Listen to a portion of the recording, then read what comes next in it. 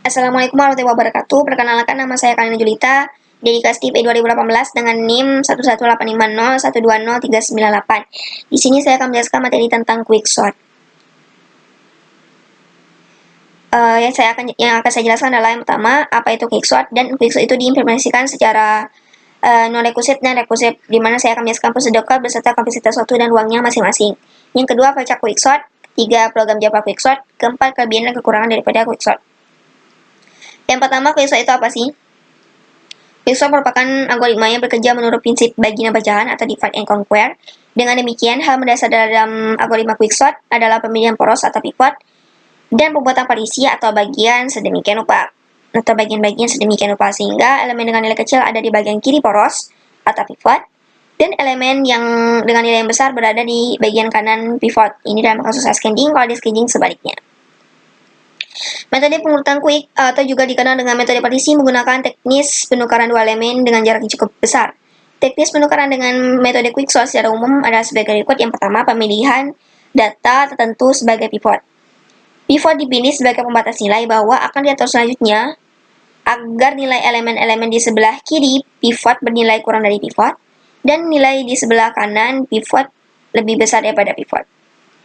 Nah, pada metode quicksort ini, pemilihan pivot akan mempengaruhi proses penukaran yang akan dilakukan, karena jika pivot berada di posisi yang tidak tepat, tentu kompleksitas waktunya akan lebih besar, karena terjadi lebih banyak operasi komputasi yang dilakukan. Nah, berikut ada beberapa cara pemilihan pivot, dan bagaimana posisi pivot mempengaruhi kemangkusan atau kompleksitas waktu daripada algoritma quicksort ini. Yang pertama, pivot yang merupakan elemen pertama atau terakhir. Keunggulan dari posisi pivot ini tidak perlu algoritma untuk mencari posisi pivot, karena posisi elemen pertama atau terakhir adalah posisi eksak, yang tidak bergantung pada data. Yang kedua, elemen tengah. Jenis penempatan ini merupakan salah satu jenis penempatan pivot yang cukup umum atau sering digunakan, terutama untuk data yang tersebar acak. Pada posisi ini, perbandingan kiri atau kanan menjadi imbang. Keunggulannya adalah algoritma pencarian posisi pivotnya sangat mudah, yaitu indeks terkiri ditambah indeks terkanan dibagi 2. Contohnya ada 10 data acak dengan indeks kirinya adalah 0 dan indeks terkanannya adalah 9. 0 ditambah 9, 9, kemudian dibagi 2, 4,5, kemudian kita bulatkan ke bawah, jadi 4,5 sama dengan 4. Maka posisi pivot sebenarnya ada di indeks keempat. Yang ketiga ada posisi pivot acak. Penempatan posisi pivot jenis ini baik karena tidak bergantung pada persebaran data.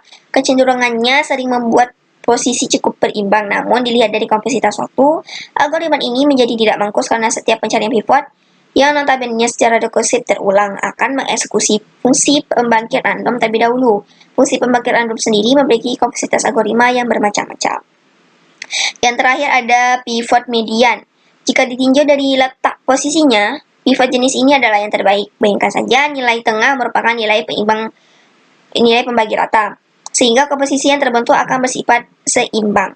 Proses penukaran selanjutnya akan berjalan efektif, namun cara ini juga memiliki kelemahan yang sama dengan pivot acak yang tadi, yaitu dibutuhkan fungsi pencari nilai median. Fungsi pencari nilai median juga mempunyai kompleksitas waktu. Setelah memilih pivot, apalagi? Nah, tadi kan ada, yang pertama kan adalah pemilihan data sebagai pivot. Kemudian beberapa cara untuk pemilihan pivot atau posisi pivot. Dan yang kedua, setelah pivot terpilih, yang kedua adalah pivot diletakkan pada posisi ke J. Sedemikian sehingga data ke 1 sampai J kurang 1 lebih kecil daripada pivot. Dan pada data ke J plus sampai ke N bernilai lebih besar daripada pivot. Cara penerapan ini dilakukan dengan penukaran. Jadi kita misalnya kalau pivotnya berada di tengah, dia akan mengecek, kalau posisi pivotnya di tengah nih, dia akan mengecek apakah di bagian kiri itu ada nilai yang lebih besar, ada nilai yang lebih besar daripada pivot. Kalau ada, maka dia akan melakukan penukaran gitu. Nanti akan ada contohnya. Yang ketiga, setelah proses ini berlangsung, data terbagi menjadi 3 bagian. Yang pertama, bagian yang memiliki nilai lebih kecil daripada pivot. Yang kedua, pivot. Yang ketiga, bagian dengan nilai yang lebih besar daripada pivot. Setiap bagian melakukan proses poin 1 atau 1 dan 2. Yang pertama tadi kan adalah pemilihan pivot. Yang kedua, posisi pivot diletakkan ke posisi J. pada bagiannya masing-masing.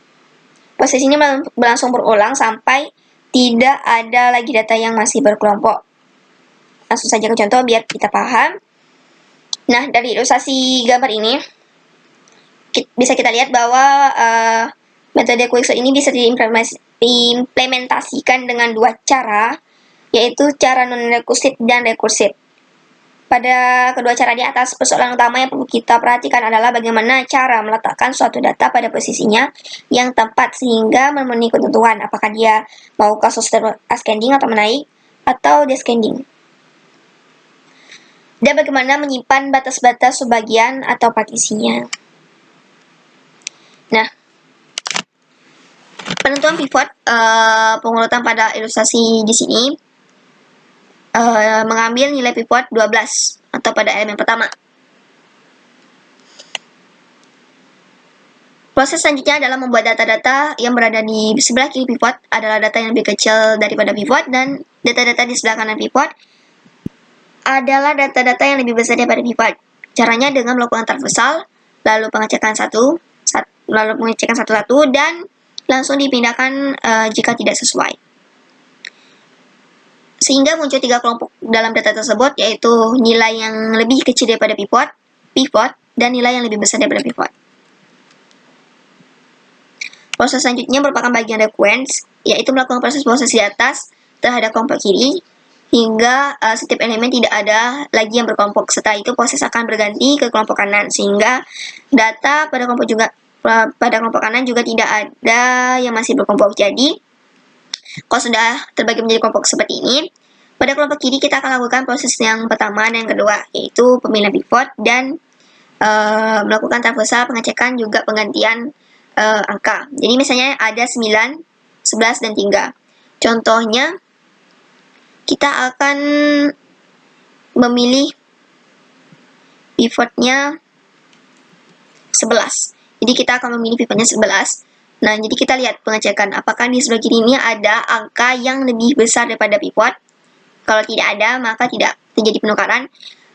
Kemudian di pengecekan sebelah kanan, apakah di sebelah kanan ini ada angka yang lebih kecil daripada pivot? Jika ada, maka dia akan lakukan penukaran. Dan jadi posisinya akan jadi 9, 3, 11. Kemudian akan dilakukan pemilihan pivot, kemudian penukaran seperti proses sebelumnya. Sehingga pada kelompok kiri ini tidak ada data yang masih berkelompok.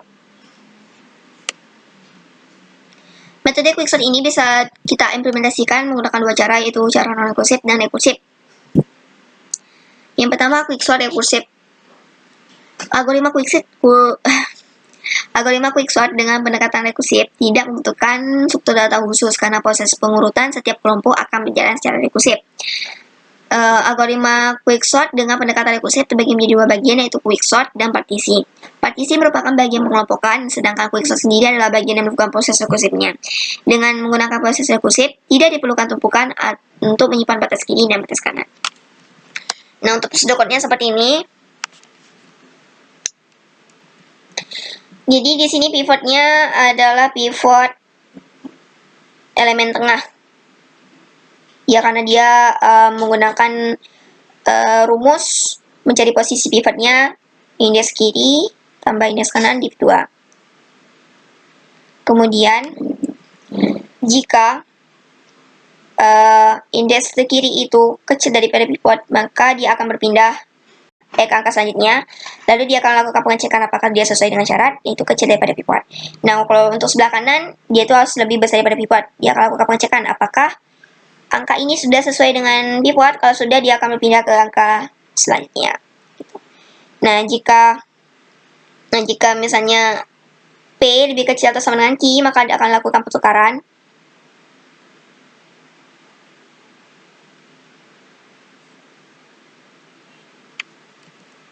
Dengan prosedur code-nya temp AP AKI temp gitu.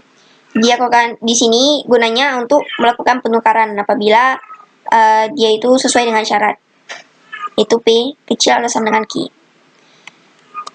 Untuk kompleksitas satu quicksort rekursif, yaitu ada kasus terbaik, kasus rata-rata, dan kasus terburuk. Kasus terbaik akan terjadi untuk proporsi seimbang, artinya kelompok kiri dan kelompok kanan mempunyai jumlah anggota yang sama. Artinya kalau misalnya ada ganjil jumlah datanya, maka yang tengah-tengah adalah pivot, kemudian kiri dan kanannya itu berjumlah sama. Biasanya kasus ini terjadi jika memakai pivot berupa nilai median, tanpa menghiraukan kompleksitas suatu pencarian nilai median. Kompleksitas waktu untuk kasus terbaik adalah Big O N kuadrat log N.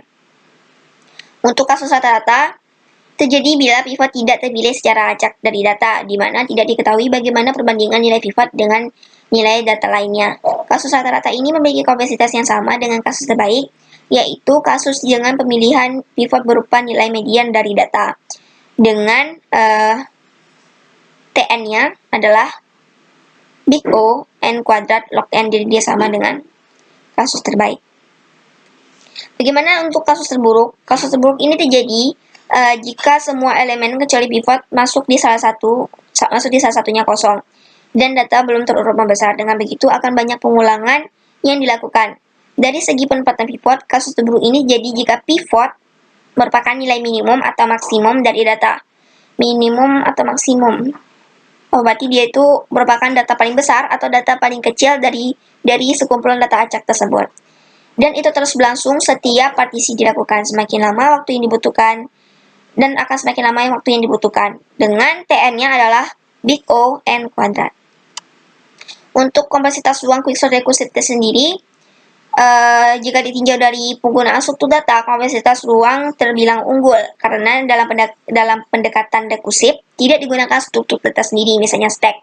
Berbeda halnya dengan rekursif nanti, sehingga tidak perlu pembentukan tipe data bentukan yang akan memakan ruang memori. Namun dalam implementasinya, kerekursifan justru membutuhkan tambahan memori sendiri karena setiap loop terjadi pemanggilan dirinya sendiri, dan di dalam dirinya membutuhkan alokasi memori, sehingga semakin besar jumlah data, kompleksitas ruang suatu algoritma rekursif akan membesar.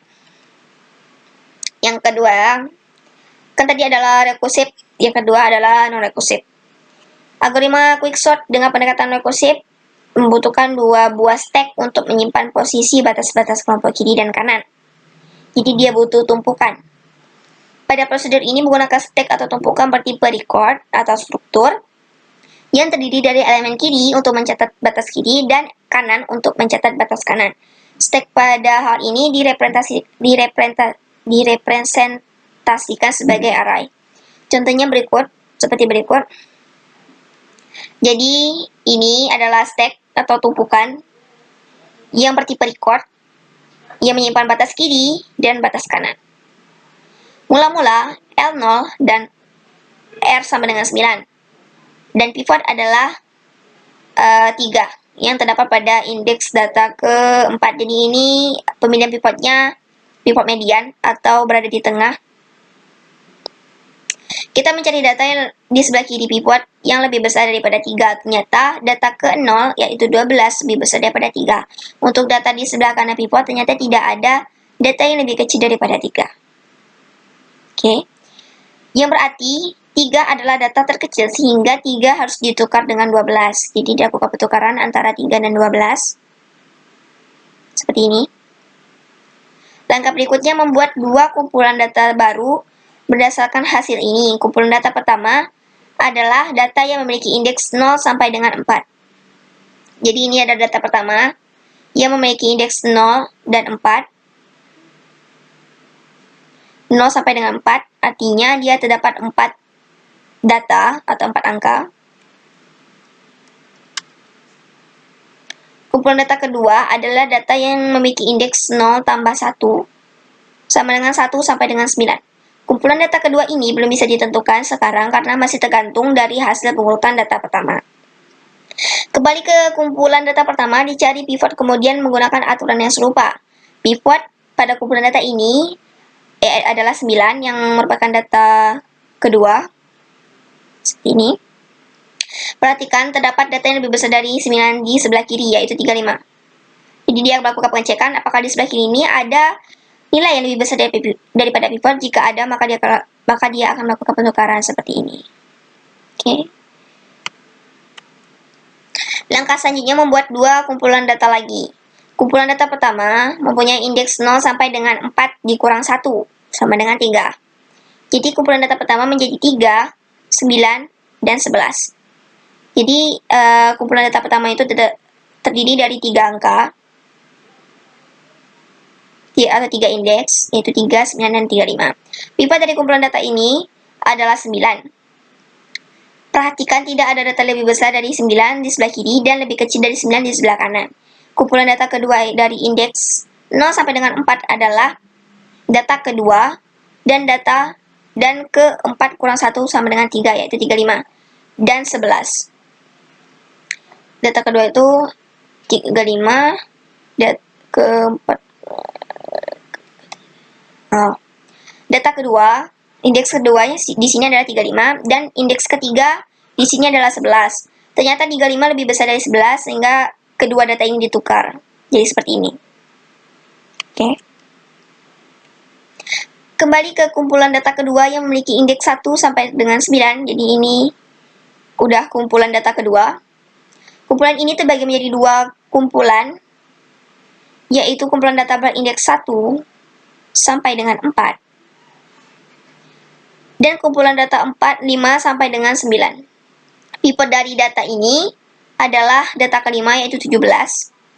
Kumpulan data ini dapat dituliskan sebagai berikut, yaitu ada 9, 11, 35, 12, 17, 23, 15, 31, dan 20.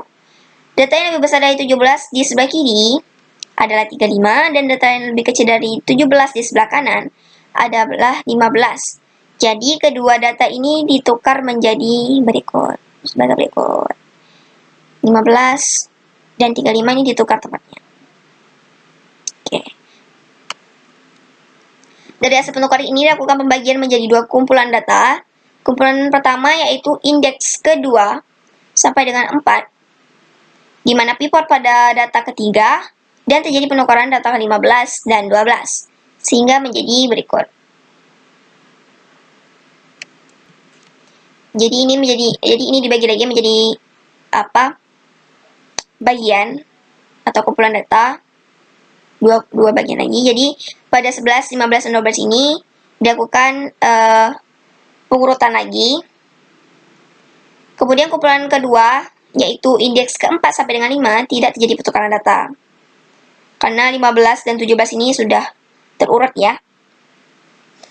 Kembali ke kumpulan kedua, dari indeks 5 sampai dengan 9, pivot dari tumpukan ini adalah 35. Jadi dari indeks ke-5 sampai dengan 9, pivot dari kumpulan ini adalah 35. Jadi di sebelah kiri dan data yang lebih kecil dari 35 di sebelah kanan, maka dia akan melakukan pengecekan seperti sebelumnya. Sehingga akhirnya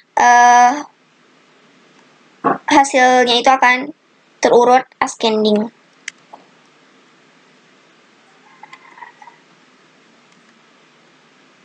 Untuk prosedur non rekursif di sini sama dengan rekursif, tapi bedanya dia ada stack atau tumpukan untuk ujung kiri dan ujung kanan. Di sini pivotnya pivot median, elemen tengah ya. Dan untuk prosesnya itu juga sama, apabila datanya itu sudah sesuai dengan syarat, maka dia akan berpindah ke data selanjutnya. Dan dia akan melakukan pertukaran apabila I lebih kecil atau sama dengan J, maka dia akan melakukan pertukaran. Untuk kompleksitas waktu dan ruangnya, untuk kompleksitas waktu, jika kompleksitas waktu yang dihitung merupakan operasi utama, yaitu operasi perbandingan dan operasi pertukaran, maka berapa kali terjadinya pertukaran dan perbandingan itu tidak dipengaruhi bagaimana algoritma diproses. Jumlah perbandingan dan pertukaran itu bergantung pada hal-hal yang disebutkan, yaitu persebaran data dan posisi pivot. Sehingga untuk kasus ini, rekursif atau tidaknya algoritma bukanlah satu poin penting untuk menentukan kemangkusan atau kompleksitas waktu algoritma ditinjau dari kompleksitas waktu yang digunakan.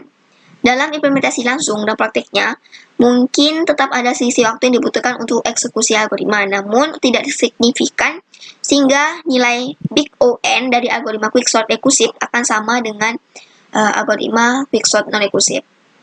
Untuk kompleksitas ruangnya, untuk prosedur yang dirancang dengan pendekatan non-rekursif dibutuhkan suatu struktur data tersendiri biasanya, dan seperti contoh di atas dibutuhkan struktur data yang merepresentasikan stack atau tumpukan. Namun pada persedekatnya tadi, stack tersebut diimplementasikan dalam array. Iya, jadi implementasikan secara dalam array. Jadi kita lihat sini tumpukan kurung siku ujung. Jadi ini adalah array. Hanya dalam proses di dalamnya bekerja layaknya stack, sehingga terlebih dahulu dibuat ADT atau Abstract Data Type. Persedekat di atas membutuhkan tambahan ruang memori saat pembentukan tipe bentukan dibanding dengan pendekatan rekursif yang tidak perlu membangun suatu tipe bentukan. Namun sama dengan penjelasan yang pada bagian rekursif, ruang memori untuk pendekatan rekursif dalam implementasinya lebih unggul, terutama jika melibatkan jumlah data yang lebih banyak. Karena tidak ada penambahan khusus atau besar ruang memori setiap loop datanya. Ini adalah contoh program quicksort. Jadi ada ini sebagai bawah dan J sebagai atas. Kemudian ada pivot. Di sini saya gunakan pivot atas, artinya dia itu elemen terakhir. Bisa juga kita ganti elemen bawah atau elemen tengah. Kemudian ini adalah fungsi untuk atau kode untuk tukar posisinya. Nah, jadi kalau while AI apabila indeks bawahnya itu lebih kecil dari pivot, maka dia akan melakukan pengecekan pada angka berikutnya. Ini adalah datanya, kumpulan data arraynya 10, 6, 8, 3, 13, 5, dan 11. Jadi 11 ini kita jadikan pivot sesuai dengan ini implementasi yang ini pivot A atas, sehingga dia akan mengoutputkan data sebelum diurut dan data sesudah diurut. Nah, untuk flowchartnya seperti ini, dia ada input data dan menukar data. Jadi quicksort itu bisa dilakukan secara rekursif dan rekursif, tetapi non rekursifnya itu kita membutuhkan tumpukan. Nah,